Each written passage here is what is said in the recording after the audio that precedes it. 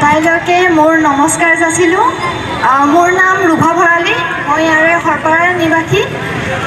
আৰু বাকী মই এইটো জয়পুৰৰ কম্পিটিশ্যন হৈছিলে ফৰ এভাৰ মিছ ইণ্ডিয়াত মই মিছ আছাম কিতাপ এখন আনিব পাৰিছোঁ নিজৰ জেগাটোলৈ, নিজৰ ৰাইজৰ বাবে। সেইটো বাবে বহুত প্ৰাউডফুল কৰোঁ যে মই এইখিনি এটা নাম আনিব পাৰিছোঁ এই জেগাটুকুৰালৈকে।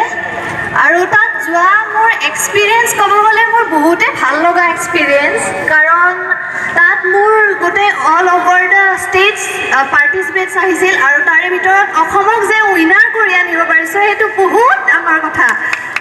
চ' আজি ৰাইজে ইয়াতে থকা কিছুমান ৰাইজে কৈছে কি মই এটা কেটৱাক দেখাব লাগে, তো তেখেতসকলৰতো মান্তি এইটো কৰিবই লাগিব ন, ৰিকুৱেষ্টটো ফ'ল' কৰিবই লাগিব। চ' মই অকণমান দেখাই দিছোঁ, ট্ৰেক এটা বজাব।